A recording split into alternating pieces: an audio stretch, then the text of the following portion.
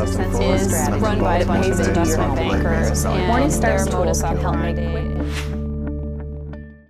Many investors are worried about inflation, deflation, or general price instability. As am I. I'm Paul Justice, Associate Director of ETF Research at Morningstar. Today, I have the pleasure of being joined by Axel Merk, the President of Merk Funds and an authority on currencies. Thank you for joining me. Good to be with you.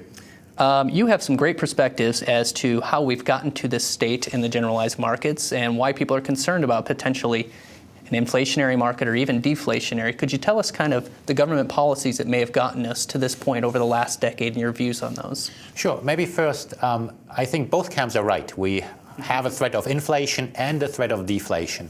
If we allowed the market forces to play out after the housing bust, then we would have a deflationary downward spiral. Having said that, the policymakers have decided that politically it's suicide to encourage homeowners to downsize, and as a result, they're pushing very much for inflationary policies to push against the trend. If we did not have a Federal Reserve very firmly committed to try to push against that trend, I would say the market forces play out.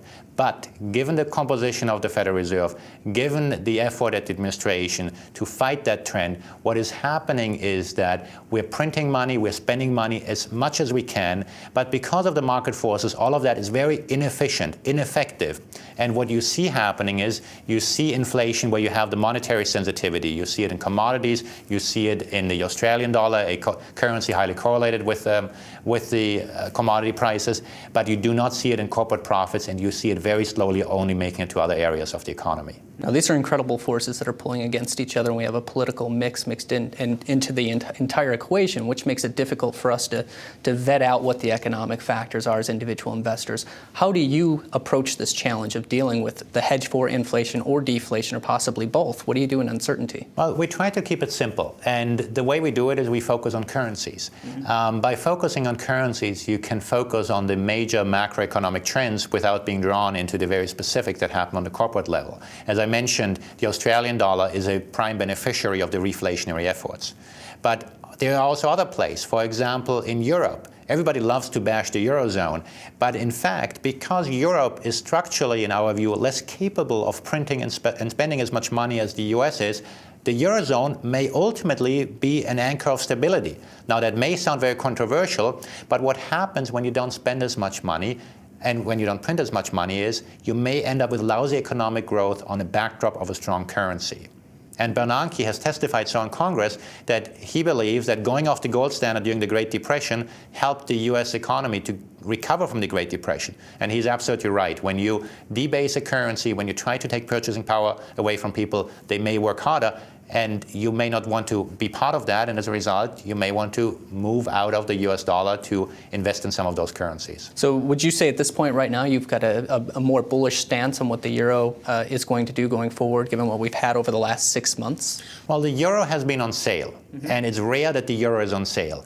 When the Europeans rejected the European Constitution, the euro was on sale.